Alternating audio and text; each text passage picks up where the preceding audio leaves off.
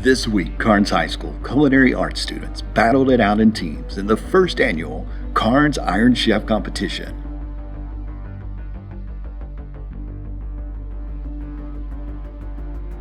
Each culinary class was given a surprise bag of MREs, limited pantry items, and 60 minutes to create an entree and a side or dessert using the ingredients found in the Meals Ready-to-Eat kits from the Tennessee Army National Guard. Today's event is Operation Iron Chef, and we wanted to incorporate the military side of our MREs, Meal Ready to Eat, and have the culinary class actually make a full course meal out of it to really challenge all their talents that they have, just to really push them to their limits.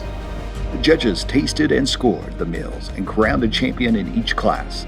Students from our freshman academy had the opportunity to tour the kitchen and cheer on the contestants. This event is sponsored by Staff Sergeant Chris Fairchild and the Tennessee Army National Guard. Thanks to Mr. Nebb, our culinary arts teacher, and Julie Langley, our Karns High School 865 Academy coach, for organizing this event.